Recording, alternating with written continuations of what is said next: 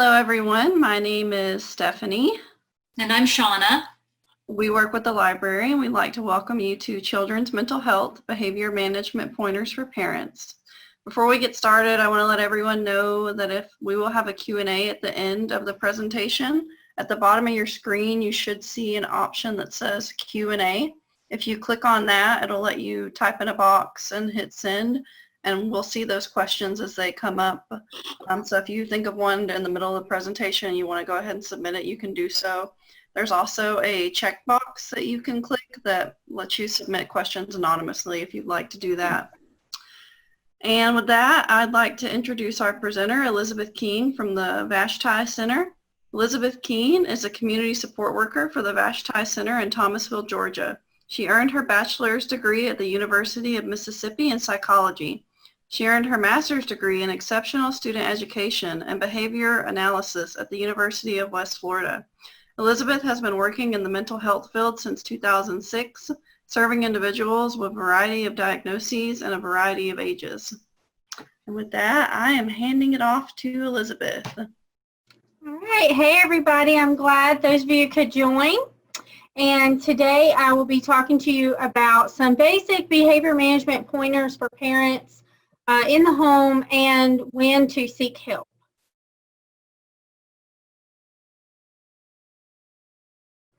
So I'm just going to give you a brief overview of what I'll be talking about today. First off, I will discuss some basic behavior management techniques and strategies that you can use and implement in your home. Then we will discuss some common challenging behaviors that many parents see and basically kind of what you're wanting to get help with, hopefully, is on there.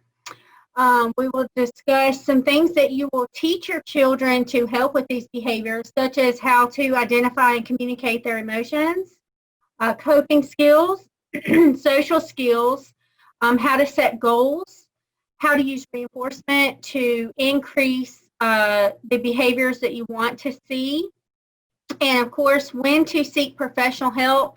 And at the end of the slide, there will be a list of resources for Leon County. You can also reach out to me if you want resources for Thomas County. I know we may have some Thomas County people on here.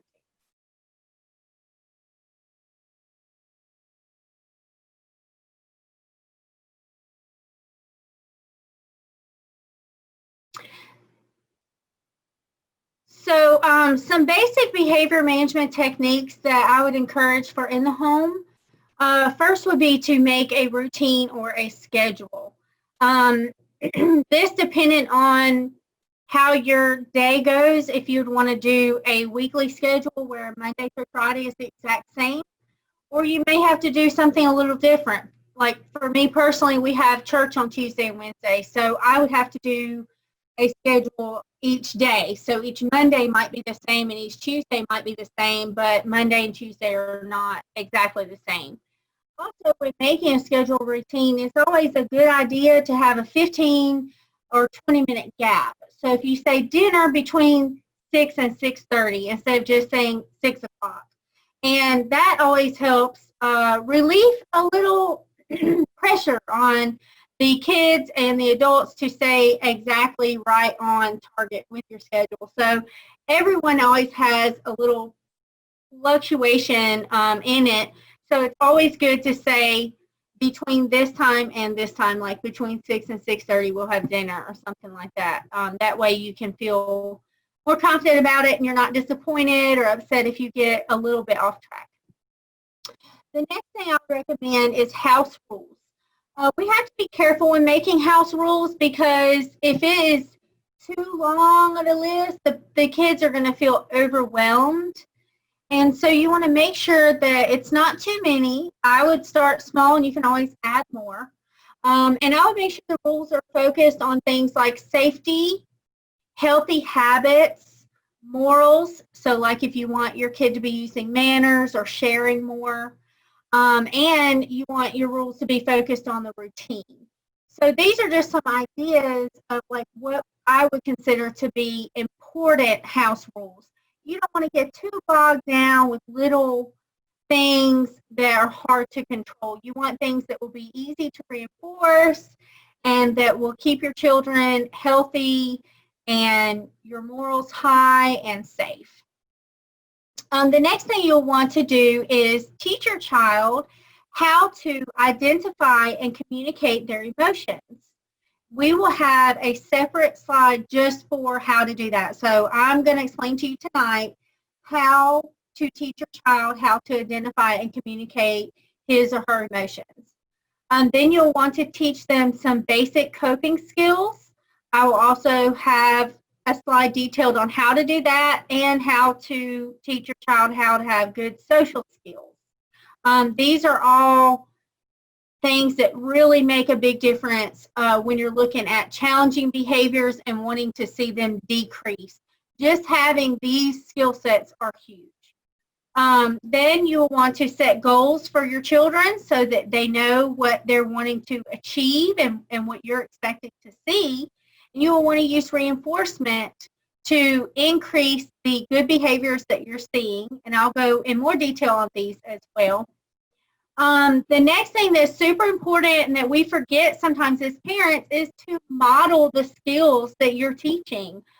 We don't want to be one of those do as I say, do not as I do. We want to say, watch how I handle this, and that way they can see you in real time doing what you're expecting them to do. So you always want to model the skills and avoid power struggles. Sometimes we can really get caught up in the small things and get kind of headstrong with something. And so sometimes we just got to take a really close look, is this worth it? Especially if it's going to cause your child to have a huge meltdown. Anytime there is a conflict between parent and child, you want to think, is it worth it? Is it worth it? And just try to avoid power struggles. Go back to your house rules. If you're in a power struggle, think to yourself, is this a house rule? A lot of times I remind myself, if it's not going to hurt my child, it's not going to hurt me or anyone else, then is it really worth this power struggle? So that's a good idea, is to think of the house rules and your goals when you're looking at that. Okay? So let's talk about some of the behaviors. And this is not an exhaustive list. This is not every single behavior that you could see. But I did put a good bit on there because I am hoping that any parent who is here because they were wanting help with a specific behavior, I'm hoping you see the behavior that your child is doing on here. So I'm just going to go ahead and read the list, and I hope that what you're wanting to see is here. Hitting self or others, spitting, saying I hate you, running away. And when I say running away, I don't mean like packing a bag and physically leaving the house for weeks. I mean like running into another room, running from the parent, running out of park or in a grocery store. Pushing or shoving, making gestures, rolling on the floor. By gestures, I mean like waving your fist or something like that. Rolling on the floor, using bad words, throwing or hitting objects, slamming doors, talking back, yelling and screaming, kicking, stomping feet, name calling, and making threats. So these are behaviors that are commonly seen and that we're kind of talking about today that we're wanting to see decrease through these techniques. So the first thing you want to teach your child to do is identify his or her emotions. And basically what that means is you're wanting to teach your child what emotions are. What does it mean to be happy? What does it mean to be sad? What does it mean to be worried or mad or scared? Now, the behaviors I listed here are kind of more for elementary age, but you can use this technique also even with teenagers. You might want to focus on more challenging emotions when you have teenagers, like jealousy or disappointment or empathy. So you get more complex as you get older when you're teaching emotions. This is just a short list of what I'm talking about when I say teach your child emotions. So if you have a young child, you would want to start here with the happy, sad, worried, mad. And the way that you can teach them about different emotions is you can do coloring pages. I love doing emojis. When I teach the emotion loved, we always do the heart eye emojis, and they love it, where I let them like cut it out and glue the hearts on there and everything. So you can do coloring pages, or you can kind of turn it into a craft. There are tons of YouTube videos. You can literally type in happy or happy for kids, or any emotion that you're working on, you can find a YouTube video. Also, having discussions with your child about these emotions. And social stories. So you can literally type in on Google, happy social story or worried social story, and they will come up. And social stories are really, really good way to help, because you can reuse that more than once. You know, you can read it to them, and then later on when they're feeling that or they're struggling with that particular emotion, you can read it again. And another reason it's important, some of you parents may have had this happen where your child comes up and they're crying, and you're like, what's wrong? And they're just like, and they're still crying. You're like, what is it? Tell me what's wrong. And they don't know how to tell you. And so for us to be effective helpers for them, it's important that they can understand first what it is they're feeling. So the next way you can teach it is assist your child with identifying a time he or she have felt that emotion. So for example, what makes you feel happy? What makes you feel sad? And help them kind of learn to verbalize that to you when they're feeling that. It's also important not to teach them all the emotions at one time. I would choose maybe one per week to focus on. Then once they're starting to kind of learn them, you can point out when other people are feeling that emotion on a television show or in real time. So you can actually be walking down the street and see a child crying and say, hi, honey, how's that person feeling right now? And they would say sad. So that is some ideas of how you can start teaching them what they're feeling. It's also important when you're teaching your child about the emotions to explain to them the difference between their behavior and their feelings, and to make it clear to them what behaviors are not okay. So that would be 3 things like hurting yourself, hurting others, and breaking things. Those are the big ones. But you can also implement those in your household rules under the safety measures. So for identifying emotions, I have a little activity here just to show you kind of how I would teach this. So we can watch that.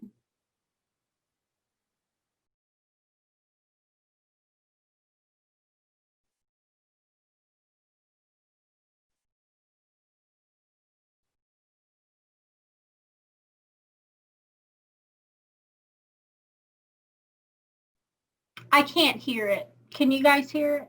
Sorry.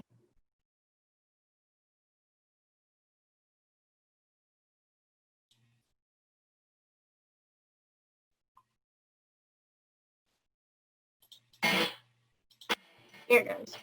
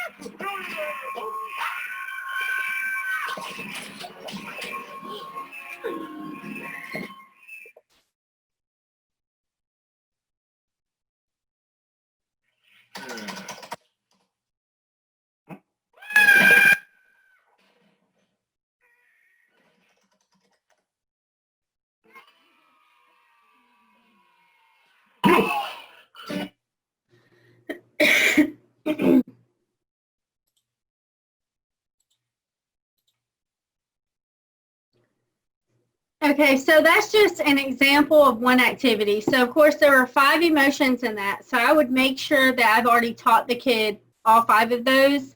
And then we would do that video like as a practice test to kind of see if they're understanding. Also some other resources that you can use. When you go to YouTube, you can type in "when I am feeling," and there are a bunch of different emotions on there, and it goes into detail for each one of the emotions, and the videos are really great. You can also type in Sesame Street's Word of the Day. They do a lot of emotions on there.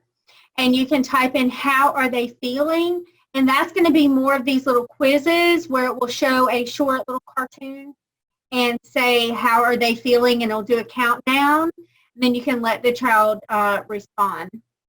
Also, the author Trace Morani, he is really amazing. He does books about, I think he writes the When I Am Feeling books, but they're also social stories that you can look up as well that will help you just break down in childlike terms what these emotions mean.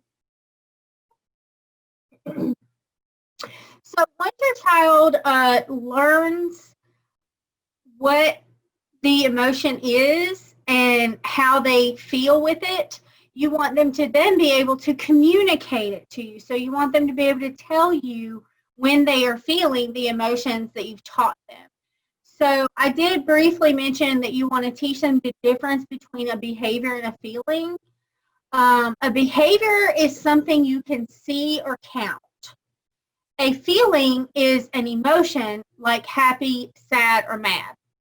So, for example, if Sally is crying because her best friend played with someone else at recess, then her crying would be her behavior because you can see that she is crying. You can count how many tears she has or how many separate times she cries or how long she cries. So that is something that you can count and you can see. Her emotion would be how she is feeling, which she would be feeling jealous and sad. So it's very important for us to understand and to teach our children the difference, that there is a difference between how we act or behave and how we feel. And so when you teach your child to communicate how they're feeling, you can practice that through having discussions with them about it. Drawing pictures. I love teaching them to paint and draw their emotions. It's like a 3-step thing. I tell them first, you think of how do you feel? You think if that feeling had a color, a shape, or a form, what would it look like? And then you have them to apply that onto paper. Also, writing about how you feel or journaling is another really good way to communicate your emotions. Okay. All right, so once we've learned how to identify and communicate your emotions, the next thing you want to learn is coping skills. And a coping skill is basically a replacement behavior. So you're thinking of the behavior that is not good that you're wanting to decrease, and you want to teach them a skill that they can use in replace of that behavior. So instead of doing this, do this. So for example, instead of snatching the toy from my friend, I ask my friend, can I use the toy? Or instead of throwing or breaking something when I'm angry, I can walk away and take deep breaths. So you're teaching them, instead of this, do this. The way that when you teach your child what coping skills are, it's a very simple definition I teach them. It's something you can do to feel better when you're mad, sad, worried, scared, or even super excited. So just something you can do to feel better when you have a feeling or emotion that you don't like, or that's causing you to be kind of maybe too excited or hyper. Then you will teach the child the difference between good and bad coping skills. So for example, a good coping skill would be exercise, getting a snack, taking deep breaths. A bad coping skill would be hitting someone, throwing something, screaming really loud. Then you will remind your child to use the coping skills in the moment. So when you notice your child is feeling mad or sad or worried or whatever feeling that kind of couples with the behavior that you're wanting to decrease, you'll remind them in that moment. And one thing I really like, some people will do a coping skills jar or box, and they help their kid make a list of a bunch of coping skills they really like, and then fold them on tiny papers and drop them in there, and then whenever they're needing one, you just pull one out and do whatever's on the paper. You also want to make sure to reinforce the use of a coping skill. So let's say let's say a sibling takes your child's toy out of their room, and your child's really angry, and you know that this is a time that you would usually see one of the challenging behaviors. So when you remind your child to use a coping skill and they do it instead of the challenging behavior, you want to reinforce that immediately. And we're going to talk some more about reinforcement. But it's so important. Sometimes as parents we're like, well, they still yelled, or they still got really angry. And so we have to remember, it's okay for them to feel that way. And if they did use a coping skill, even if it was after something that was maybe a little bit bad, we still want to reinforce that. Because if they're using the skills and we're not reinforcing it, they're going to stop using it. So it's so important to praise them. Like, I'm so proud of you for taking deep breaths, or I'm so proud of you that you walked away or found a safe place, or whatever that coping skill is. And when all this is over, if anybody has questions or wants more, like a list of coping skills or a list of emotions or any additional activities, I'm happy to share with you anything that you need with that, more additional resources. So next is going to be a video showing how you would kind of practice the coping skill of deep breathing.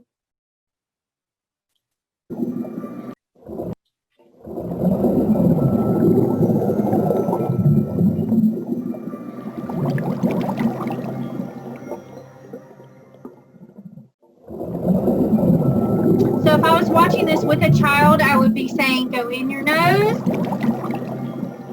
and out your mouth. Go in your nose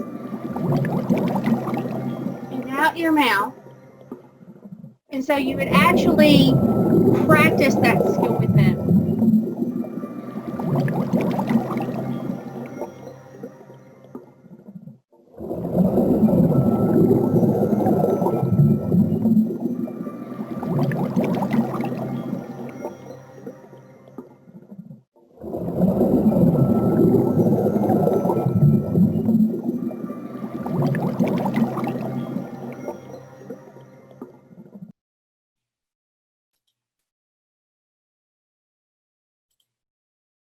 So like when I'm teaching deep breathing, for example, I have a social story that actually goes into detail. saying, you know, deep breathing is easy. All I have to do is 3 steps. Take a deep breath in through my nose like I'm smelling a flower. Pause for a second or two, then blow out my mouth like I'm blowing bubbles or a dandelion. So I would actually read the social story, and then I would say, okay, now let's practice this skill. And then I would go to a video like that. And there are several different ones. That's just an example. So another good coping skill to teach is exercise. And there are a lot of really cute kids Zumba videos. You can teach kids yoga is a good coping skill. Ignoring, there's a YouTube video on the art of ignoring, and it does a really good job of explaining when and how to ignore if someone is bothering you in class. So, like I said, there's a huge list of coping skills, and the idea is just to find little activities to teach them these skills and start practicing them as a replacement behavior. Okay, so the next thing that you'll want to teach, so after they've learned to identify and communicate their emotions, and they're learning how to use coping skills instead of their challenging behavior, and they're being reinforced for that, then you want to start building in and teaching social skills.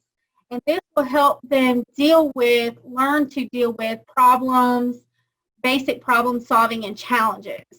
So some examples of some social skills that you would want to teach would be like sharing, listening. I love their YouTube videos on whole body listening, which is really awesome. Following directions, boundaries and personal space, especially now with COVID, that's a really good one to be teaching right now.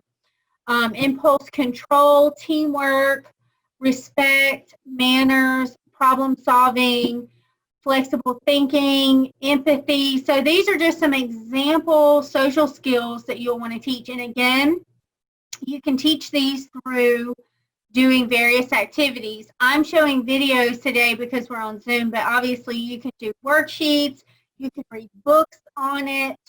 As a matter of fact, today I was doing manners, and I have a series of like 7 different books that are all on manners. This one was at the table, there's some at the park, there's one for using the telephone.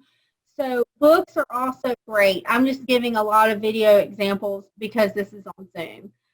So let's check out, I love this video, it's on flexible thinking.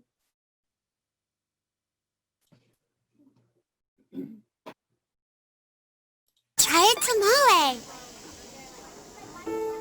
I don't want a tamale. Dee, you should learn to think more flexibly. I just had my mind set on spaghetti. That's what makes me happy. Well, thinking flexibly means being open to new ideas and trying new things. Like this tamale. Thinking flexibly battles against being set in your ways. You know how hard it is for us to actually hear another point of view and then to be able to actually understand that well enough to know what that means to you. Well, thinking flexibly is all about that. We find that this is very basic to being human. The reason why humans survive is because they're able to adapt. So it's that ability to change your perspective is very important. Come on, Dee. Try a bite. I guess I could try just a tiny bite.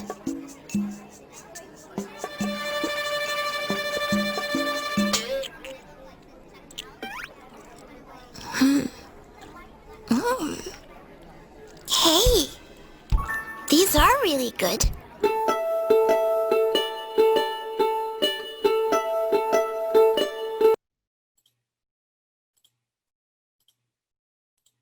Okay, so that was an example of the social skill, flexible thinking. Okay.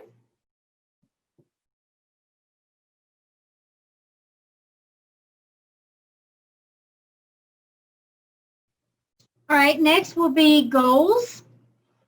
So when you're working with your child on setting goals, you want to, I'm using the SMART acronym. I'm sure a lot of people have already heard of that, so I felt like it was something that you guys could probably relate to and was pretty easy for you.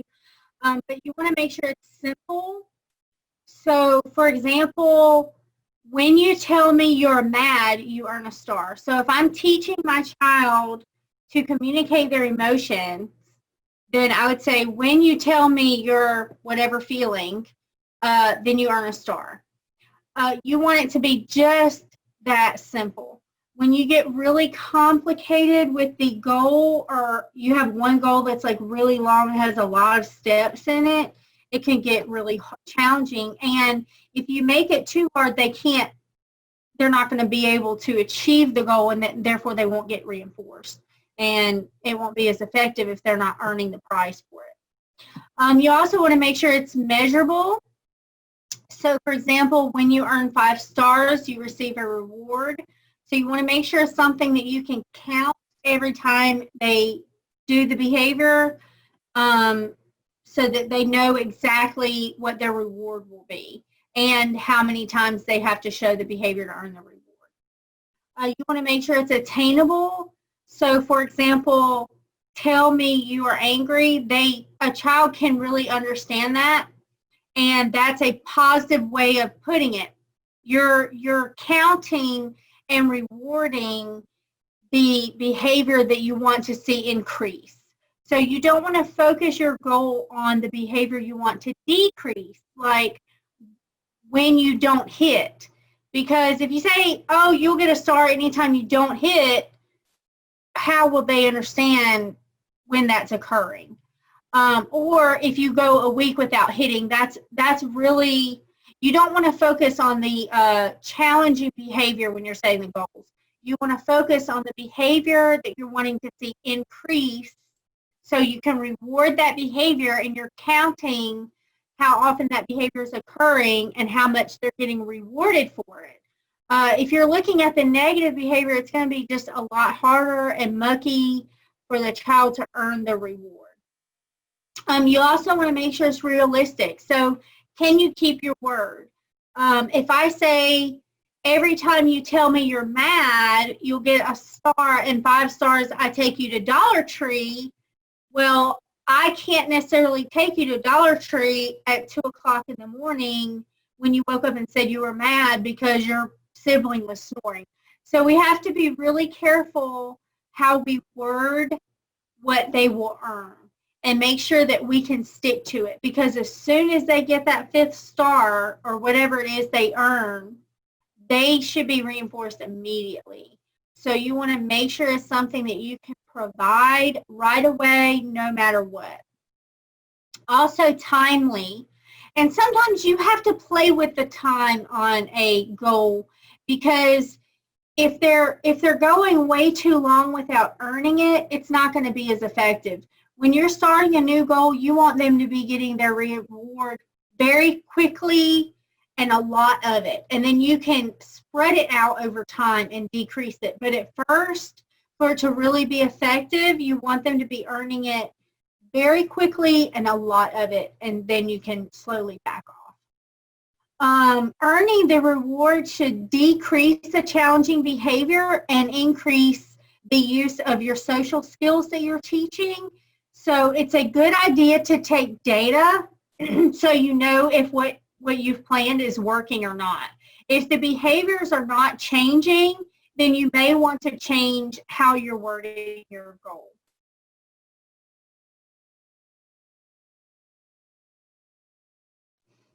All right, so let's talk about reinforcement. Reinforcement can get a little tricky for some people, but some of the most important things with it is, number one, be consistent. That is so important. If you say this is when and how you earn it, it is so important they get it then every time. You want to communicate the expectation for the reward, which would be setting the goal, because they need to understand what they're going to get. Like, why is it worth my while? Then you want to make sure you're providing the reward every single time the goal is met. Excuse me.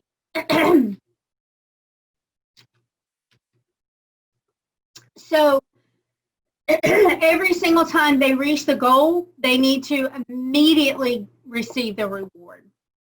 Also, once a goal is met, you should not take the reward away or remove the reward as punishment.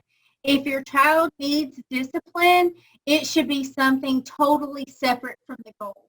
Once they've met that goal and they've earned that reward, they should not be able to lose that as punishment. So I was going to give you guys an example of this.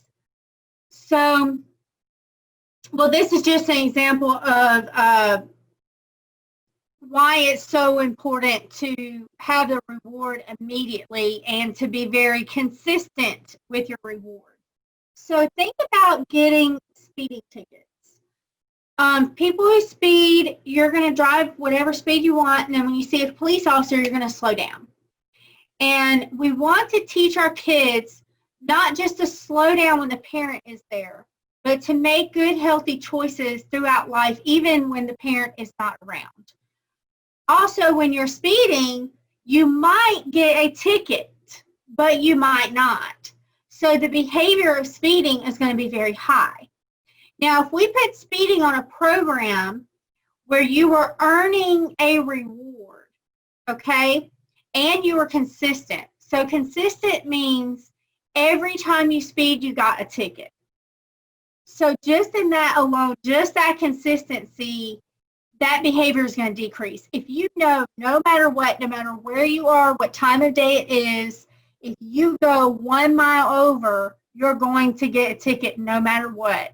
I guarantee you will stop speeding. Another example would be with your reward side of it. If you got, say the police started sending out a $100 check to every citizen at the end of each year if you didn't get a ticket all year. So every 365 days you go without getting a ticket, you get $100. And you know every time, consistently, every year you go without a ticket, you're going to get that reward. Then that's also going to see an increase of the behavior. That's a reward system. So you're going to see increase of the behavior of following the speed limit. Okay? So those are just some examples of why it's so important to be consistent. And immediate with your rewards. And I've kind of talked about that already, but it's very, very important the reward is given immediately. When people have to wait a long time to get what they've already earned, their behaviors aren't quite as strong with increasing. Uh-oh.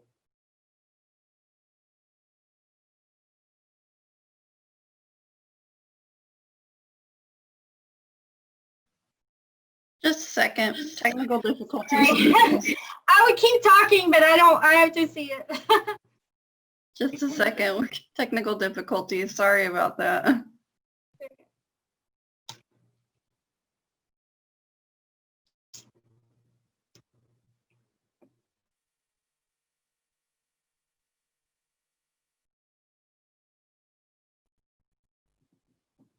Go back. One more reinforcement. Yes. All right. So another thing that people don't think about a lot is preference assessment. So when you're giving someone a reward, let's say they get a Coke, but after 2 or 3 weeks of earning Cokes, you really want Dr. Pepper. So what a preference assessment is just basically you're making sure the reward is something your child really likes. So if they're really into Ninja Turtles, but they've already got all the figurines that are their favorite character, then you might want to see what else they would want instead. So I would recommend doing a preference assessment at least once a month if you're doing a consistent behavior program. Also, not only do our likes change, but we may become satiated on something. And what that means is, for example, let's say you're potty training and the child gets M&M every time. Let's say you keep the M&Ms above the toilet in the cabinet, and every time they go potty, they get M&Ms. Well, if they just ate a bag of M&Ms in the car on the way home, and then they come inside and they go potty, how rewarding is that M&M going to be if they just had a bag of M&Ms? So deprivation means you would want to withhold that reinforcer. So the only way they can earn that reinforcer is if they meet that goal. So whatever you set the reinforcer to be specific for that goal, they should not be able to earn it any other way. That is the only way they're going to get it. So if you're giving them, like, for example, an hour on their phone, you got to make sure that they're not already getting unlimited time on their phone. The only way they should be able to get that reward is by meeting the goal. And that's called deprivation, because if they're getting it all the time, it's not going to be as rewarding. Okay? All right, when to seek professional help. So I broke this into two different things. I broke it down into warning signs and specific behaviors to look for. Warning signs that you might need help is if you feel as though your discipline strategies are not working, if your child's behavior is interfering with school, if your child's behavior is impacting their social life, so this would be like T-ball or dance or soccer or church. If there's some extracurricular activity that you're involved in and they're constantly getting in trouble, or can't go to this or that because of their behavior, or if your child's behavior is not developmentally appropriate. So if you have a 10-year-old that's laying down in the floor and kicking and screaming as if they're 2, that would not be developmentally appropriate. Then some specific behaviors that you'll want to look for would be things like aggression. And when I say aggression, I mean physical aggression, hitting, kicking, spitting on people, things like that. Criminal behavior, so anything that could get them in trouble with the law. Cruelty to animals. Evidence of psychosis, and what that means is hearing or seeing things that are not there, or being disoriented with reality. Extreme noncompliance, skipping school frequently, lack or a change in behavior, lack of remorse or empathy, so not caring how their behavior affects other people. If they're injuring themselves, and any type of sexual behavior underage, you would definitely want to get help for that. Okay.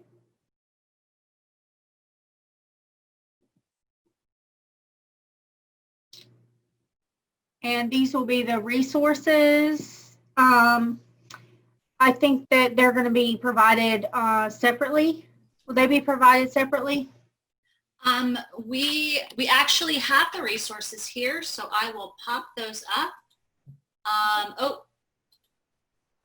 Oh no. Whoops.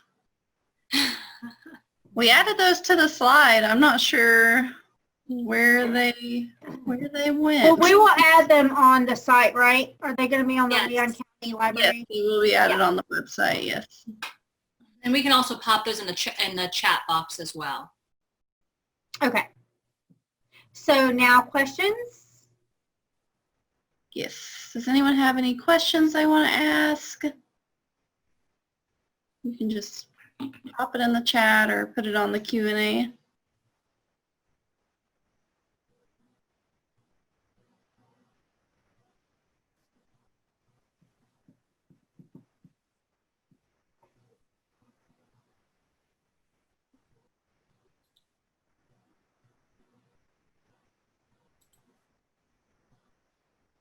Looks like no questions so far. Okay. Your presentation was just too thorough and good. No. Well, I was thinking people may have questions about teens, because a lot of this was a little bit more elementary focused, but all those skills are still important for teens. Just they would be more complex, you know. We do have one question. How do you deal with a child that's angry all the time? Okay, so what I would do is I would begin with teaching them that the emotion of anger is okay to feel. No matter what you're feeling, that's okay. It's what we do when we're angry that matters. And there's three things where you can tell when you're getting angry. So you want them to learn their triggers by helping them maybe with a list. What makes you mad? And a teenager. So first off, you want to know what triggers that teenager, and that teenager needs to understand this is a teenager or child. You want to know what your triggers are. What is making me angry? What situations in my life do I face that is going to be most likely to make me angry? Then you want to teach them how to identify not only their triggers, but how their body responds to anger. So does their heart beat fast? Does their face get hot? Do they feel sick to their stomach? Then you want to teach them how their feelings and thoughts change when they're angry, so that they can learn, okay, when my body feels this way and I start thinking this way, then I know that I have been triggered and I feel that I'm getting angry. And then you want to teach them coping skills. So you want to know, why do they get angry? How does their body, feelings, and thoughts change when they get angry? And then you want to teach them coping skills that they can use when they're angry, which you can include changing thoughts as a coping skill, so they can actually learn what thoughts they think about that make them really boiling over, and how they can convert those thoughts into more positive thinking. And then I hope that answers or helps. And then the next question, how can I help my child practice social skills and establish a routine if she can't go to school this fall? So you can make a schedule at home. So for example, since there's no school, I don't get up at 6 o'clock. I get up at 9. So you could say, for example, breakfast between 9 and 9:30. And then if you're going to be doing homeschool, you'd want to say what subject. So you say maybe math will be the first subject, and it will go from this time to that time. Whatever you're going to be teaching them, you want to have a time for each of those, and include free time. Make sure you're giving them one big thing. We have to be letting these kids get outside, get some energy out. Maybe you could include a PE section or something like that. Include art. You want to make it fun, because if you're just like, all right, we're going to do math and then history and then science, you know, they might get bored or frustrated, and that might cause more, you might see more of the challenging behavior. So you want to make sure to have some fun stuff in there, and just put a time frame on everything throughout your day. That's what time you, and really it takes a lot. I know it's easier said than done for a parent to do this, but it will help so much with the behaviors. I can give you a quick example. I had a mom whose son was having this huge meltdown because she told him he couldn't have his phone at 9 a.m., that it was too early. So if that was on the schedule or the routine, then that tantrum shouldn't occur, because they know that every day they can't have their phone until the 10 o'clock break.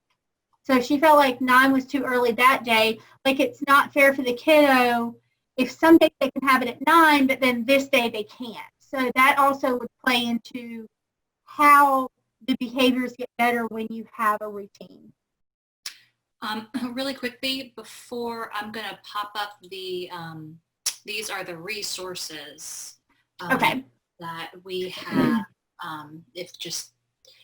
So we've got, Stephanie, if you want to just mention, we've got 3 resources that we have, the addresses, phone numbers here. You can also Google them, and just they all have websites.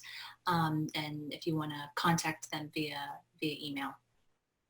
Yeah, and then the 211 Big Bend is not just the Help Me Grow. They have several. If you call 211 or that number, that they can refer you to. It's a good resource to get referrals for just kind of different areas if you're looking for like a program that's for specifically, like I know they have programs just for girls or for certain age groups or parent support groups. That's a good resource.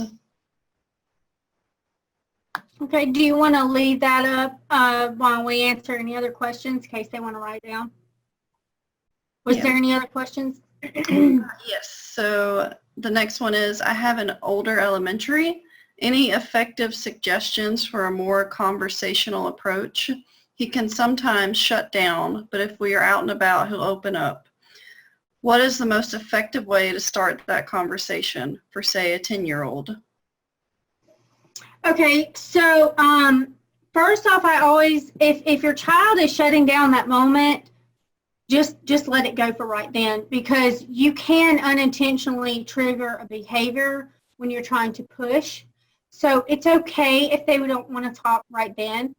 But some ways to open up would maybe have a time, like even if it's just one night a week where you have a game night, or one night a week where you have all dinner together, or some structured family time.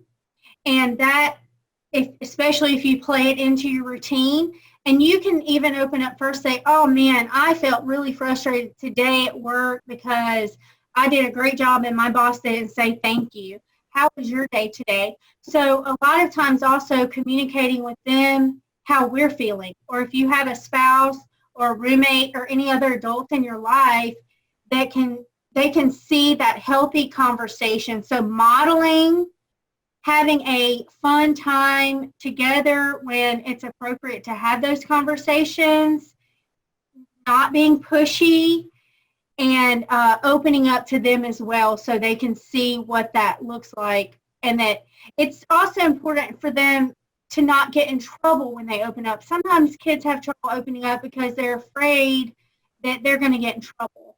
And so reinforcing that, telling you, you know, like, well, I think we could have made a better decision and maybe next time we could do this or that. But I'm so proud of you for telling me, even if it's a small thing. Sometimes they start just telling a little tiny thing. And just by taking that and praising that and encouraging that communication and telling them how you feel sometimes, usually that will help open them up. Also, playing, like I said, playing game together, just having that family time together where you can open up that dialogue. And if you can fit that in your routine, that's also helpful. And then the next question, are any of the behaviors mentioned normal for some ages, milestone years? Yeah, so with the exception of like the sexual behavior, can you go back to behavior slide for me? Is that? Yep, I can do that. Let me see. The behaviors, I mean, yeah. I mean, the behaviors are normal. It's not to say that it's not normal if they're doing it. It's just if they're doing it a lot and you feel like you need to intervene, again, the signs, the slide page that had the warning signs, you know, if what you're doing isn't working, if you're feeling overwhelmed, if the behavior is getting really extreme. But yeah, I mean, the behavior, that's normal. These are common behaviors, which means it's very rare you're going to raise a child and not see these behaviors at some point in time. These are common behaviors that occur. Just to keep in mind, if it becomes too much, it's time to intervene. And all these suggestions are just ways that you can intervene to try to decrease or bring down these behaviors. But if your kid just slams their door, you know, once a month because they had a fight with their sibling, you know, that's not a big deal.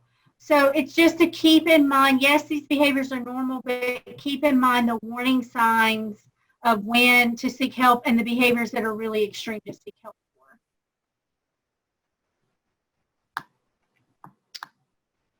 Looks like we have another question.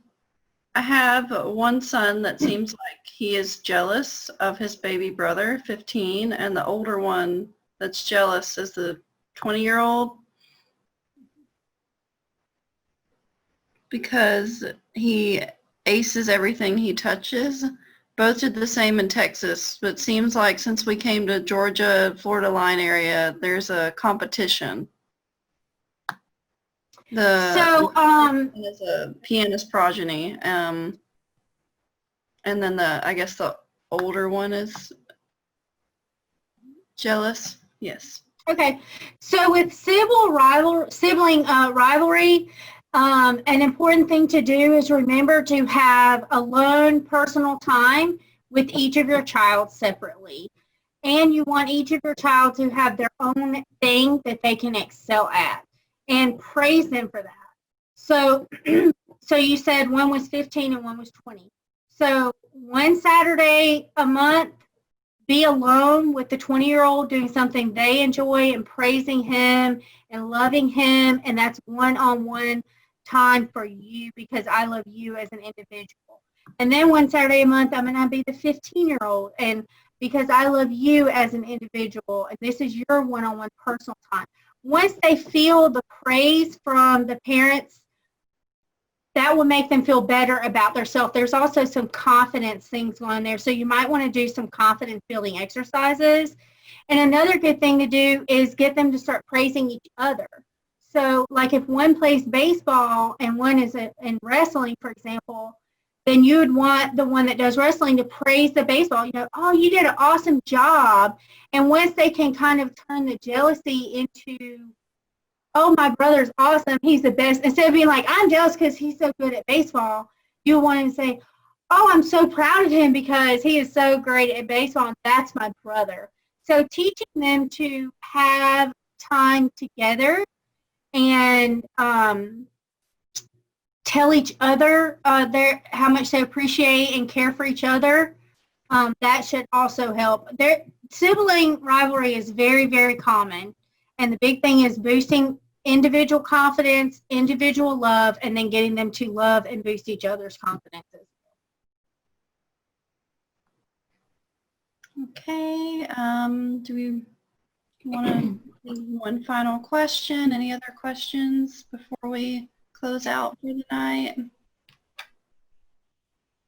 You're welcome. I hope all of this was helpful.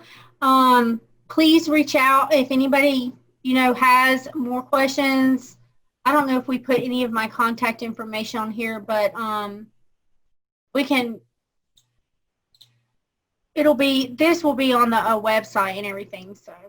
So we've recorded this entire session and it will be added to the library's YouTube page, and then we can also share it on our Facebook, and then all the information, the county resources, and then we can put Elizabeth's contact information in there as well in the About section of the video. Yes, you just put my Vashti email, please. Okay. As my contact. All right, thank you guys for coming. I hope it was helpful. Thank you so much. But as we close out, we just have a couple of announcements. Stephanie, do you want to talk about some of the upcoming programming? Yeah, so we have some upcoming library programs. There's on August 3rd at 7 p.m. we have a Learning Express job skills workshop. Saturday, August 1st, there at 1 p.m. we have Annie Get Your Glue Gun Crafters Club meetup. They're making a 3D folded mountain book. And then the week of August 10th through the 15th, we have a variety of events. They're all listed on our, that will be listed on our calendar and posted on our Facebook. It's for children and adults, so something for yourself, something for your children to enjoy, like how to create a graphic novel. There's a murder mystery party, and then we're also going to have a zombie digital escape room. And those are all underneath kind of the Cosmicon banner. It's our annual Cosmicon. Are those listed under events when you go to the library webpage? Yes. Yeah. So if you go to our virtual calendar, each event will have its own Zoom ID. They'll also be posted on our Facebook page. So under normal circumstances, we'd be having an all-day event on a Saturday, but because of our unusual times, we are actually kind of spreading the love. So it'll be the entire week. So we'll be having something every day in the evening leading up to Saturday, and then we'll be having a host of events on Zoom throughout Saturday. Awesome.